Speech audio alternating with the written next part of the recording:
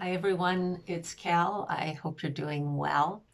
Um, just wanted to pop on and say hi and talk about a couple of things.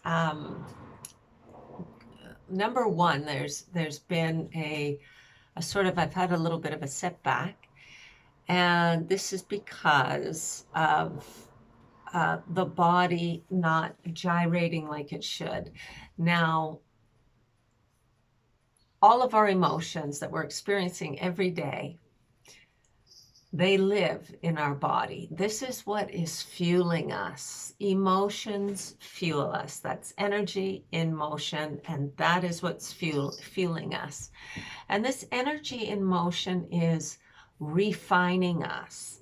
It is refining itself and refining us. And of course, that's how this channel started. It's called The Cosmology of the Mother originally. And I have been working very hard on just finishing up the last little touches to the information that I'm going to be bringing forward to you, to everybody. It's your God-given right to know. Um, what's happening in our body can be felt in our head. The mind, this arena here, is fueled by this arena here, and it has to do with sheer mass. The physics of our body and the energy flowing through it into our head is reveals to us that this is who the boss is. The body is the boss. Now, when the mind goes off on its tangents and it's not listening to a body, that's where you see really intense illnesses happen. And I don't want to point fingers or get into those illnesses themselves. I just want to say that the flow of energy comes from your body. It is your body that is fueling you. It is the GPS of your heart that is trying to direct you. And the mind, which is the baby, needs to listen to the mother. And the force of the mother runs right through your body. But of course, the sheer mass of her is contained within the body. Even though it lives in the head, you have an access running right through you. For me, I am in the middle of doing a cleanse. I'm cleansing my gallbladder. I've had some dizziness lately, and that's for a variety of reasons. That has to do with my liver and my gallbladder. In a way, I could say knowledge is a bitch, because once you have knowledge of how your actions have affected the world, that can cause a lot of grief. And 14 years ago, when I did the Kundalini Royale, I was presented, and this will happen to you too, at greater and lesser levels. I was presented with the knowledge behind a memory. And that took me from here, because remember, it's all about power. It's all about power. The Kundalini is about power. You're on this planet and you're amassing power. It's all about power. So I was here in meditation, and I was pretty deep. And when that memory, the knowledge behind the memory, was presented to me, it was so intense, it dropped me 10 octaves. And let me tell you, at least it felt like 20 leagues it dropped me. And I went into, the grief was so intense that my meditation became that much powerful. And I was meditating in just a light t-shirt on a mattress. I was instructed to lie down. I have slight scoliosis, but when you lie down on a fairly flat mattress, and on a futon would be great, you want to get your head and your body kind of level, because the energy is flowing between your spine and your organs into your head, so that you can have communion with your father. Your mother's always with you, and of course your father lives inside of you too. His essence is in your acupoints, and just remember, all these energies are borrowed until you do the Kundalini, and then you get to keep them. So the heart goes back to the mother, and your acupoints, which are particles of light, go back to the father. But while we're here, they are helping us refine and build our force. It's pretty fascinating story. And of course, it's taken 14 years just to kind of get the bare bones of it. And that is with a hell of a lot of study, uh, because the mind is wanting to know in sort of allopathic terms or first world terms what's going on. And the knowledge that's being given is coming from a mystic standpoint. And today I'm going to talk to you from a mystic standpoint about something as well.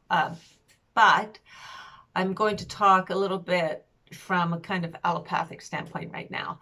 And that is my head. I'm having some dizziness in my head, and I believe it's being caused by my gallbladder liver connection, because you see, the gallbladder, all these organs have emotions that dominate them, and they all have specific emotions. And when you have illness, it's because those emotions, wherever it is in your body, is not aligned. But we have been given, left by our ancestors, a great algorithm to follow. And that is the cosmology of the goddess.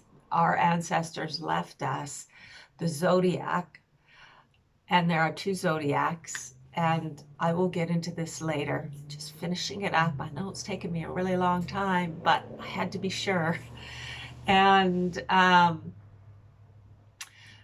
these zodiacs follow a specific rhythm that runs through your body.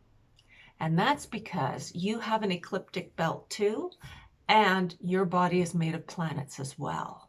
You are absolutely and without a doubt a mini solar system, a mini galaxy, a mini universe, all in one. So the gallbladder. The gallbladder is altruistic, and it wants to step forward with and eradicate the in a nutshell, how it's affecting me, because it's not just so simple. There's more than just one thing that the gallbladder is doing and the liver together, but really they're purifying your blood. And when the gallbladder doesn't step forward and release its bile, what happens is the bile can calcify. And when it calcifies, it causes something called gallstones. And these gallstones, they're really like the teardrops of grief living in your system, and you have to get them out. And when they really build up, they can cause all sorts of things to happen, like hot flashes. Yeah, sometimes when you're having hot flashes, it's not to do with menopause. If you're a woman, sometimes it can be due to having to flush this grief out. And, dizziness and nausea and all sorts of things. So I'm in the middle of doing a cleanse right now. The interesting thing is, how many years ago? Almost 30 years ago, I had a cleanse, and it was a kidney gallbladder, a liver gallbladder cleanse. And I was very fit, very active, and, ate really well, really well. And the stuff that flushed out of me was bizarre. The only reason I did it was because this person I was living with was doing it. And it was recommended because we were all part of this health thing. And I could not believe the sludge that came out of my body. It was like giving birth to a swamp with all sorts of seaweed and who knows what was in there. So I had that cleanse back then, and I'm doing this one now, and I'll let you know how it all goes. But if you Google the gallbladder liver cleanse, you can do it too if you have some of these symptoms. Now, these symptoms go deeper. It actually bleeds into all sorts of ailments if you're not cleansing. And this was really the role of cleansing some of these religions, the Sadhus, the Hindus, many Eastern religions cleanse the body, and it's critical. And now I just want to say all religions are good. I've spent a lifetime trying to find a religion so that I could go to theology school, and I have fallen in love with all of them. They all serve a purpose. They are all really great, and they have all been resurrected to help the human in some form. I mean, we are complex, and there's many aspects to our being. So but the cleansing, getting back to the cleansing is critical for clarity. You can still do the Kundalini like I did. I forced the Kundalini to happen. It was a force grow, like in a plant hothouse where they force grow them in those pots. It was a force grow with tons of force. But I still don't get through my stuff. I still have stuff to shed in this life, and I have to shed it through the body and through the mind, and take a radical corner. And the grief that's been building up since I had the Kundalini and the knowledge has come forth, the knowledge bleeds forth in a variety of ways, so that now when you see something happening on the street, you don't jump to conclusions and just run to save whoever you think is the underdog. You have a variety of things coming through you, that it could be this and it could be that, and you suddenly know all directions of it. And you have such deep compassion for humanity, and the grief of all your actions cumulative weighs on you. And that cumulative weight, and it could be just because of the Kundalini, because of your life or certain factors in your life, a cumulative weight that resides in your body, this grief is hanging around your organs, and predominantly the liver and the gallbladder. These two, because the gallbladder, its bile doesn't release. If you're not releasing it, and it has to do with the thought, I'm going to do a video on the gallbladder and the metaphorics of this bile releasing into the body. It has to do with not coming forward, trying to save up too much, and a variety of other things. However, the effects that it has in this holding back rather than releasing are very intense indeed. So trying to release the grief through a variety of through therapy, through trying to cry. I had some people come to me a few years ago, and I said, I don't know what's wrong with me. I mean, this problem had been going on for a while, and they said, you need to cry. And I couldn't figure out how to cry. I was like, cry? Crying, if you can induce yourself to cry, and you can, if you can induce yourself to cry, that also releases. It's a release, so that the gallbladder will do its natural reaction in the body, and so the liver will release, which is another sort of water of the body. It produces a bile too. And you want to release these so that you have flow happening in your body, because this flow happens at every moment, all the time, and it's charted. One traditional Chinese medicine has charted this, and it's called the meridian wheel, and that's usually the one I like to go by. Now, other cultures have charted it in a different way, but they're all kind of the same.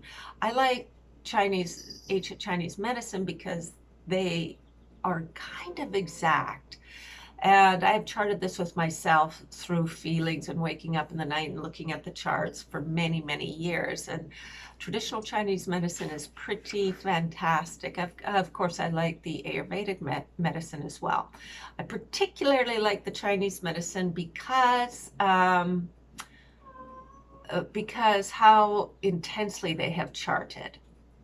Anyhow, so getting back to the releasing. So the liver is a very gentle organ. And so I have started swimming, something I'm not adverse to. And just remember, you kind of, when you get caught in your patterns, in these sort of, how do you say, these not organic, not normal patterns of living, they create not organic patterns of energy flow in your body. And then normally I used to like swimming, but because I've been going this hard route in this, I become naturally adverse to swimming. So I went against myself and I went swimming. And it felt good. It started to after a while, I started to get into it a bit, and I could feel a difference in my body, mind, but it wasn't enough. I've been holding stuff in for so long that I have to do a cleanse royale. And yeah, so I just wanted to mention a bit of this. And the liver and the gallbladder are actually part of your root chakra, if you can believe it.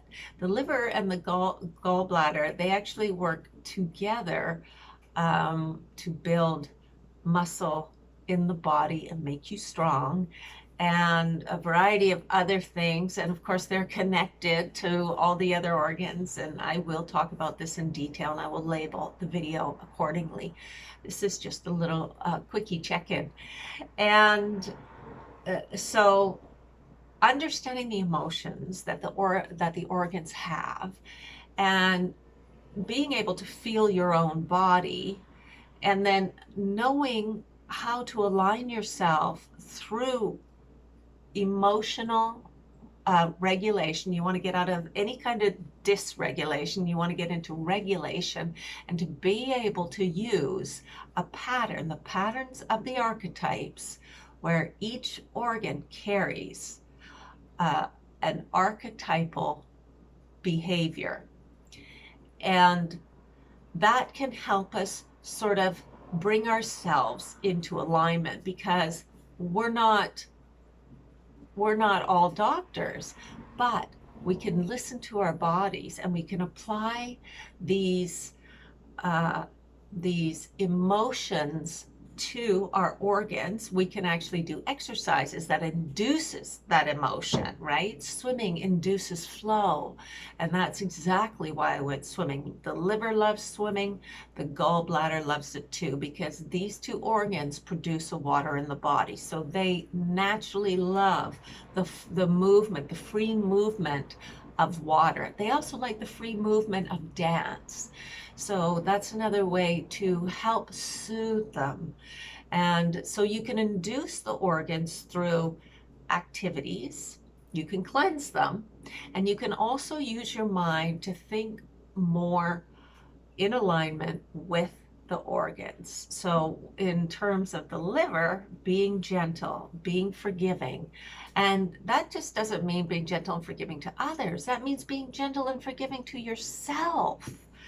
And that's where I was having the issue, because I was this intense tank that was driven to know the truth and driven to find out, is this accurate or is this bullshit, and just blasting through massive amounts of information.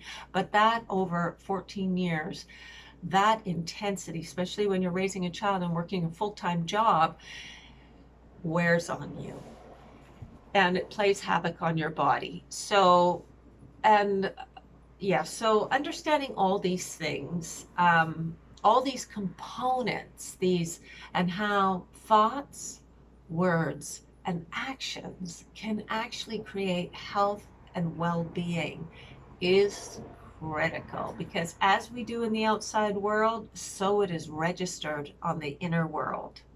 So you want to have balance there. You want a beautiful life to be reflected inward. So you want to, and that doesn't mean having things, it means the way you do things. So that means the way we go about our day. Like, right now I'm trying to make my day kind of like a walking meditation where things are done in flow. Normally I'll go into work and I'll powerhouse and I'll just tear everything apart and fix and,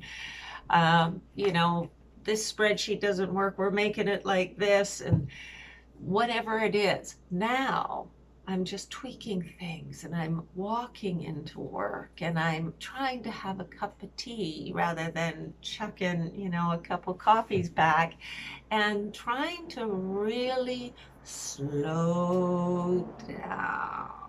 And that is, believe me, that is like pain to me. I've always felt this world was incredibly slow. Everybody is moving almost backwards. They're going so slow. So trying to slow down is probably the biggest challenge I have ever had. But now it's critical because it's really affecting my body mind.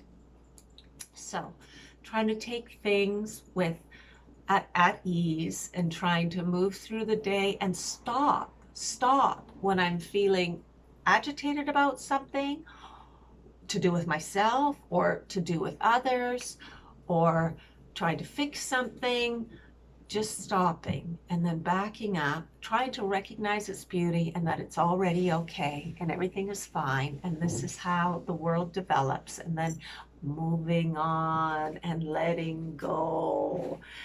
So difficult for me, so difficult, but this is the task at hand right now. So, and then becoming more in alignment with my organs and my mind as this continues so that it becomes the everyday. And that means I move more into the way of the goddess, which is centered knowing, and more and away from sort of the father aspect of the Western world, which is the doing. And this, of course, for me, like I said a few times, the biggest challenge ever.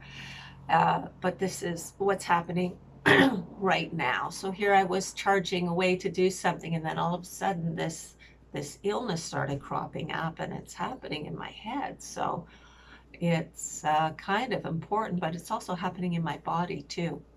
So today is the big cleanse day for the liver and the gallbladder cleanse. And I wanted to talk about something else, but we're kind of getting high up in this video. Yeah, it's almost half an hour. So I'm going to stop this video and I'm going to do another one on the mystical understanding of the birth of Earth. So I hope this video in some way helped you understand how connected we are to our organs, and that's where emotions come from.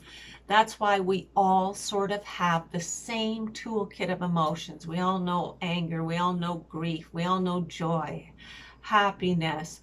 We all know what it's like to be jealous. We all know what it's like to be angry. And all of this is because we're all created in the same way. At the height of human, we reflect the stars and the darkness behind the stars. The darkness behind the stars is the mother in her bigness, but there are smaller and smaller forms. The stars that we see in the sky are the father, and together they form rivers of acupoints. They form meridians that form sort of a man. You could say a human. Um, we have to really get away from thinking in terms of sex, but it does help when we're talking about these divine powers. And in some way, and it does relate, but it becomes too confusing with the man woman thing on the planet, but it does relate because they have coalesced in order to birth more beings, and that and I will look at that later, because once you know the paradigm, you know that it's like those Russian dolls. It's one big Russian doll, and then a smaller Russian doll inside, then a smaller Russian doll, and then a smaller Russian doll, and then a smaller Russian doll. And imagine all these Russian dolls all having acupoints, stars, if you will. And we have stars in our bodies too, and those are our acupoints.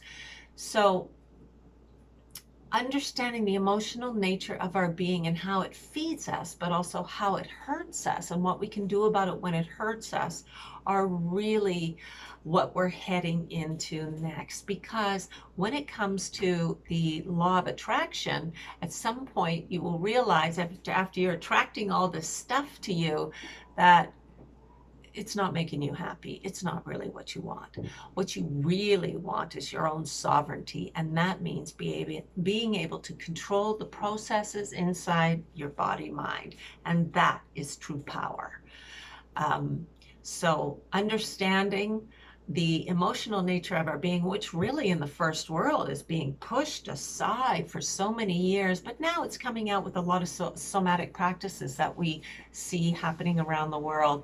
And some religions have kept some somatic practices alive, and they really are able to help. And now the Western mind is starting to understand, wow, these somatic practices actually have an intense impact on our health, because they feed us emotionally in a way that is not really the linear mind can't really understand.